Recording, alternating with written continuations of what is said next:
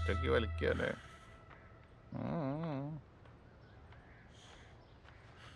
ആ സർ, വാസു. വാസുവേ, അവൻ പാലക്കാട് കോയമ്പത്തൂർ ഭാഗത്തുണ്ടാകാനാ സാധ്യത. ആലത്തൂര് അവിടെ അവന്റെ വീട്. അവനാ പരിസരത്ത് തന്നെ കാണും. എന്ത് വില കൊടുത്തു അവനെ പൊക്കണം. അവന്റെ പെൻഡ്രൈവ് എടുത്തിരുന്നവന് 10 ലക്ഷം രൂപ വരെ ഞാൻ കൊടുക്കും. കാർലോസ് എന്നല്ലേ എന്റെ പേര്. അവനെ ഞാൻ പൊക്കിയിരിക്കും. 24 മണിക്കൂറിനുള്ളിൽ അവനെ പൊക്കി സാറിന്റെ കാലിന്റെ കീഴിൽ കൊണ്ടൊന്ന് വെച്ചില്ലെങ്കിൽ ഉണ്ടല്ല, എന്റെ പേര് ഗുണ്ടാവാസു എന്നല്ല. താൻ ആദ്യം പോയി അവനെ പിടിക്കുക, എന്നിട്ട് വർത്താനം പറ. ചെല്ലേ അല്ല സാറേ, നമ്മുടെ CI ബേബി സാർ എന്ത് പറഞ്ഞു? 24 മണിക്കൂറിലെ പിടിച്ചേക്കാവുന്നു. വാസു പറഞ്ഞു 24 മണിക്കൂറല്ലേ. ഇതെന്താണപ്പോ അവരുടെ ഭാഗ്യ നമ്പറാണോ? സാറ് വേണേ ബേബിനെ വിളിച്ചൊരു 1/2 മണിക്കൂർ കുറയ്ക്കാൻ പറ്റുമോ എന്ന് നോക്കണോ? നീ തമാശ പറഞ്ഞു കഴിഞ്ഞെങ്കിൽ പോയി വല്ലതും കഴിക്ക്. തമാശ അല്ല, കാര്യമായിട്ട് എന്നാന്തേ കഴിച്ചിട്ടില്ല.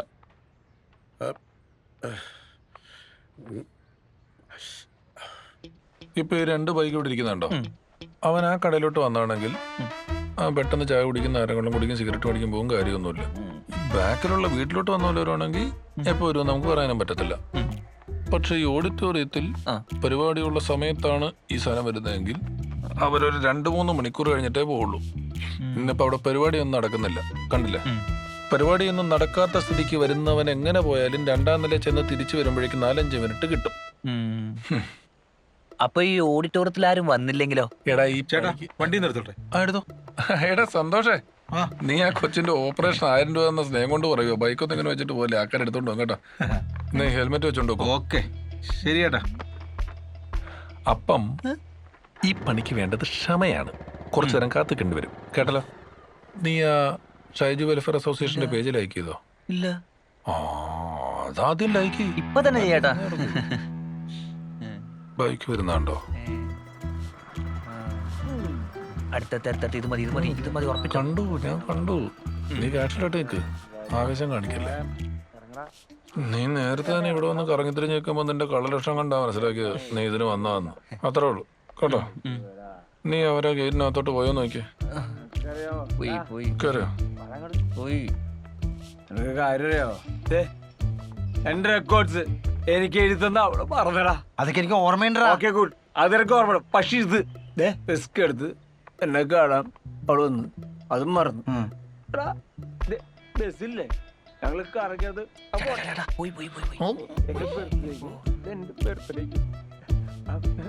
അവിടെ. അതെ, സീനാക്കരുത്. എന്നാണ് ഒരുപാട് ആൾക്കാർ ഇവിടെ ഉള്ളത്. പിന്നെ അവളോട് ഞാൻ സംസാരിച്ചതാ. നീ ഈ കൂടുതൽ അവളോട് മിണ്ടണം. എന്നോട്ട് സംശയത്തോട് ചോദിച്ചാണ്ടാ ഒറ്റ കുതിച്ചെന്നുണ്ടല്ലോ. എടാ നിന്റെ മുമ്പ് ഞാൻ അവളെ ഫോൺ ചെയ്യാറ്. ആരുടെ മുമ്പ് വെച്ചാലും അവിടുത്തെ അവളാണ്.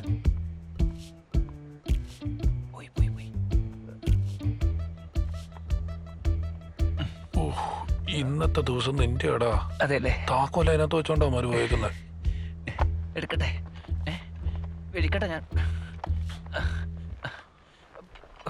ആരുമില്ല, ഇപ്പഴത്തെ കാരണ്ടേ. വിട്ടോ ഓൾ ദ ബെസ്റ്റ് രക്ഷപ്പെട്ടോ. ഇതിലേതാ?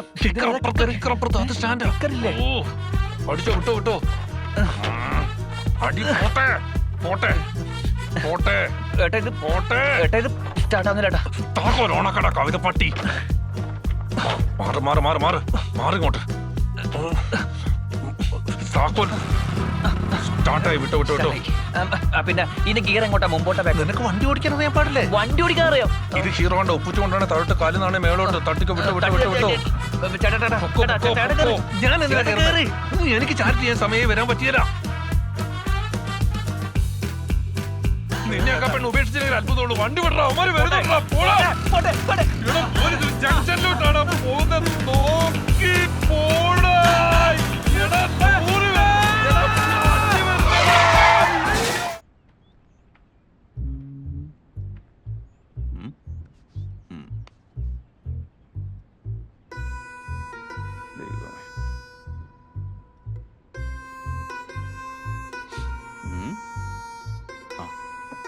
കൊള്ളാം.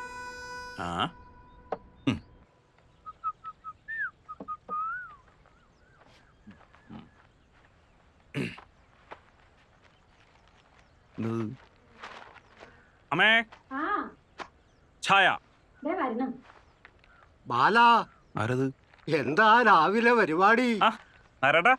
ഞാനേ ഇവിടെ 2 തെങ്ങടാൻ പോവാ. ഓ, രാവിലെ കുളിയും കഴിഞ്ഞ് ചന്ദനക്കുറിയൊക്കെ തൊട്ട് ഇങ്ങനെ വെറുതെ ഇരിക്കുക. പോയി വല്ല പണിയെടുത്ത് ജീവിച്ചുവിട്രാ. കഴിഞ്ഞ ആ മിസ്റ്റർ നായർ, രാവിലെ തന്നെ ഉപദേശിക്കാതെ ഇത്തിരി ഇറച്ചിയൊക്കെ മേടിച്ച് വീട്ടിൽ കൊടുക്കും. ആ ചേച്ചിയുടെ ഇടി വാങ്ങാതെ. വയസ്സ് കുറേ ആയല്ല, കുണുകുണുന്ന് പറഞ്ഞ കൊല്ലം കൊണ്ട് നടക്കണം. ആ അടങ്ങിയിരിക്കടാ. അല്ലിടൂ. ചായ എടുക്കട്ടെ? വേണ്ട, ഞാനിപ്പോ കുടിച്ചേ ഉള്ളൂ. ഇതൊന്ന് ചന്തയിൽ കൊണ്ടുപോയി കൊടുക്കണം. എന്നിട്ട് വേണം കുറച്ച് നല്ല മീൻ മേടിക്കാൻ. നിങ്ങൾക്ക് മീൻ വേണോ? വേണ്ട, ഇന്നലെ അവൻ ഇറച്ചി കൊണ്ടുവന്നിരുന്നു. ഓ, അത് നല്ലതാ. മീനിന്റെ ഇപ്പൊ എന്താ വില. ഇറച്ചിയാ നല്ലത്. എടാ, നീ കല്യാണത്തിന് വരുന്നില്ലേ? നമ്മളില്ലാതെ എന്ത് കല്യാണം? ഓക്കെ, അപ്പൊ നമുക്ക് നാളെ കാണാം. ഓക്കെ. ആരുടെയാടാ കല്യാണം? അയാളുടെ ആയിരിക്കും, എനിക്കറിയാമല്ലോ. നീയല്ലേ കല്യാണത്തിന് പോവാൻ നിക്കുന്നേ? ഞാൻ ചുമ്മാ പറഞ്ഞ. ചുമ്മയോ? ഓ, നിന്റെ ഒക്കെ ഒരു ഭാഷ. എടാ, പിന്നെ ഞാനൊരു 100 തവണ നിന്നോട് പറഞ്ഞിട്ടുണ്ട് അയാളെ നായരേട്ടാന്ന് വിളിക്കാൻ പാടില്ലെന്ന്. അമ്മേ, നായരെ എന്ന് വിളിക്കുന്ന അയാൾക്ക് ഇഷ്ടമാണ്. ബഹുമാന പുരസ്കാരം ഞാൻ നായരട്ടാന്ന് വിളിക്കും. നായരെ എന്ന് വിളിച്ചിട്ട് ഞാൻ കുരുത്തക്കിടന്ന് മേടിക്കണല്ലോ. പ്രകാശ, എന്തായി അമ്മന്റെ കല്യാണം തീരുമാനിച്ചോ? അത് നടക്കും തോന്നല്ല. ഇന്നലെ ഭയങ്കര പ്രശ്നമൊക്കെ ആയിരുന്നു. അതൊക്കെ നടക്കൂടാ, അവക്ക് നല്ലതേ വരും. ഞാൻ പറയട്ടെ, ജെറി വിളിച്ചിട്ടുണ്ടെന്ന് അങ്ങോട്ട് ചെല്ലാൻ പറഞ്ഞു. അവന്റെ ഉള്ളിലേക്കാ? ആ ഡോക്ടറെ വീട്ടിലേ അവിടെ എന്ത് പൈസ കിട്ടും പറഞ്ഞു. ഈ കൊലത്തിലാണ് പറഞ്ഞേ. നീ അതിന് ചായ കുടിക്കണെന്തിനാന്ന്? വീട്ടിൽ പോയിട്ട് ഡ്രസ് മാറണം. ഞാൻ പറഞ്ഞ വഴിക്ക് ജെറി വിളിച്ചേ. എപ്പോ പോണം? ദേ ഇപ്പൊ പോവാണ്. ആണോ? മതിയത് വാ. അമ്മ പോയിട്ടാ.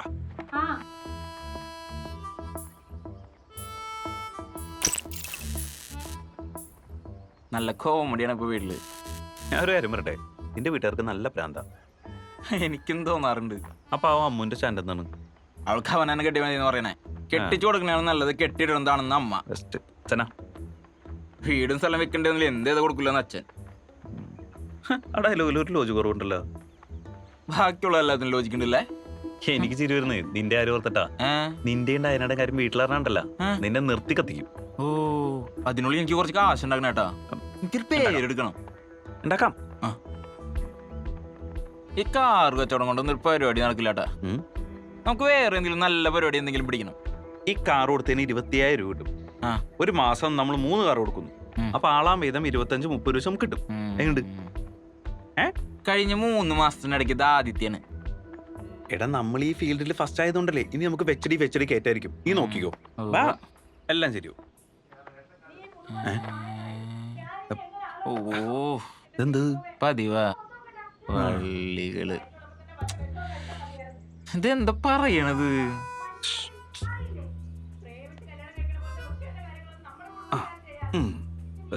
ഇതൊന്നും മൈൻഡ് ചെയ്യണ്ടോ?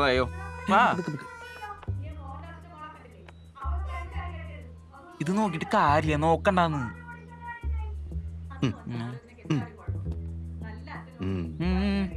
വട്ട എനിക്കില്ല, അവർക്ക്.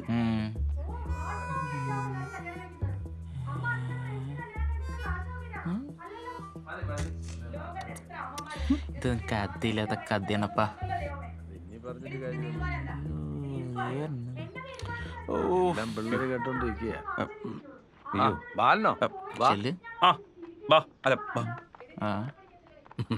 ഇവന്റെ പാസ്പോർട്ട് വന്നിട്ടുണ്ട്. ദുബായിലൊരു ജോലി ശരിയാവുന്നുണ്ട്. നിനക്ക് നോക്കണോ? നമ്മുടെ രാജേഷിപ്പ അവിടെയാണല്ലോ.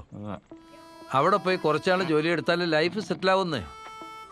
ഇവന്റെ കൂടെ പഠിച്ച ഒരുത്തല്ലേ, സ്കൂളിൽ വെച്ച ഒരു അക്ഷരം പഠിക്കാത്ത കൃഷ്ണൻ. അവനിപ്പോ എത്ര ശമ്പളം എന്നറിയോ? 72,000 ഫ്ലാറ്റും. അതൊക്കെ നിനിപ്പ പറയണേ. ഇപ്പൊ പറഞ്ഞാലെന്താ? നിനക്ക് കേട്ടൂടെ? രാവിലെ അവന് തണ്ടാൻ ഇറങ്ങിക്കുള്ളൂ. കണ്ടോ ഇവളുടെ തോന്നിയാസം? പ്രേമാണത്രേ, അത് ഏതോ ജാതി. എന്താ ചെയ്യാ? നമ്മുടെ ജാതി എന്താ, അവന്റെ ജാതി എന്താ? നമ്മുടെ സ്റ്റാറ്റസ് എന്താ, അവന്റെ സ്റ്റാറ്റസ് എന്താ? എനിക്ക് ആലോചിക്കാൻ തന്നെ വയ്യ. ഈശ്വരാ, ഇവക്ക് നല്ല ബുദ്ധി കൊടുക്കണേ. എന്തെങ്കിലും ചോദിച്ചാൽ തർക്കുത്തരമാണ് പറയണത്. ബാല, നീ തന്നെ ഒന്ന് ആലോചിച്ച് നോക്ക്. അവക്ക് നല്ലത് വരാനല്ലേ നമ്മൾ ഈ ചെയ്യുന്നതൊക്കെ. അതെന്താ അവക്ക് മനസ്സിലാവാത്തത്? അവക്ക് വലിയ വലിയ കുടുംബത്തിൽ നിന്ന് നല്ല ആലോചനകൾ വരുമ്പോഴൊക്കെയാണ് അവൾ ഇങ്ങനെയൊക്കെ ഓരോന്ന് കാണിക്കുന്നത്. അവന് നല്ല സ്വഭാവമാണ്. അടിച്ചിന്റെ മോന്തകല്യാ പൊളിക്കും. കണ്ടോ, ഈ സ്വഭാവം അവനില്ല. ഇവളെ ഞാൻ എങ്ങനെ വളർത്തി വലുതാക്കിയെന്ന് അറിയാമോ? കൂട്ടിയിട്ടാ വളർത്തിയത്. ആയിരിക്കും. പട്ടികളെ പോലും കൂട്ടിയിടാറില്ല. പറയുന്ന നോക്ക്. ഞാൻ ആരുടെ കൂടെ ജീവിക്കണേ തീരുമാനിക്കാനുള്ള അവകാശം പോലും ഇല്ല ഇല്ല ഉവ്വ. എന്നിട്ട് അവിടെ ജാതിയും ജാതവും ഒക്കെ നോക്കിയിട്ടുള്ള അവകാശങ്ങളൊക്കെ മതി. ജാതകം നോക്കിയപ്പോ വലിയ കുഴപ്പങ്ങളാണ് കാണുന്നത്. ഒരിക്കലും ചേരാൻ പാടില്ല എന്നാ പറയുന്നേ. പാണ്ടിലോറി കയറി ചാവാനുള്ള യോഗം ഉണ്ടെന്നാ പറയുന്നേ. 4 വർഷം മുമ്പേ ഏട്ടൻ ഗൾഫിൽ പോന്ന് പറഞ്ഞ് ജോത്സനാ. എന്നിട്ട് പ്രധാനമന്ത്രിക്ക് പോലും പുറത്താൻ പറ്റിയിട്ടില്ല. ദൈവം എന്തിനാണ് ഈ ജാതി മതമൊക്കെ ഉണ്ടാക്കിയത്? എല്ലാത്തിനും അതിന്റെ ഒരു ഇതില്ലേ ബാല? ദൈവം ഉണ്ടാക്കിയതാണത്രേ. ദൈവം എന്താ സൈക്കോ ആണ് അതൊക്കെ ഉണ്ടാക്കാൻ? അസത്തെ ഇനി ദൈവദോഷം വരുത്തി വെച്ചോ, ഈ കുടുംബം മുറിഞ്ഞു ഓടി. എന്നാ പിന്നെ എന്തിനാ എന്നെ വെക്കിട്ടായിരുന്നേ? ദൈവത്തിന്റെ അടുത്ത് പറഞ്ഞാ പോരെ? ബാല, നീ ഒന്ന് പറഞ്ഞു മനസ്സിലാക്ക്. ആരെ? ദൈവത്തിനെ? ജാതിയും ജാതവും ഒക്കെ നോക്കാതെ കെട്ടിട്ട് എങ്ങനെ നന്നായിട്ട് ജീവിക്കും? ഇവളുടെ സന്തോഷത്തിന് വേണ്ടിട്ടല്ലേ നമ്മൾ ഈ പറയുന്നത്? ഇവക്ക് വേണ്ടിട്ടല്ലേ ഈ കഷ്ടപ്പെടുന്ന മുഴുവൻ? ഒരു പെൺകുട്ടി വേണമെന്ന് ആശിച്ചാശിച്ചുണ്ടായത് ഒരു വാഴയായി പോലും എന്റെ ദൈവമേ. കേറി പോടി അകത്ത്. അപ്പൊ നാടകം കഴിഞ്ഞിരിക്കുന്നു, കണ്ടില്ലേ? ഇങ്ങോട്ട് വന്നിങ്ങോട്ട് പോട്ടെ ഒന്ന് കേറി പോമേ.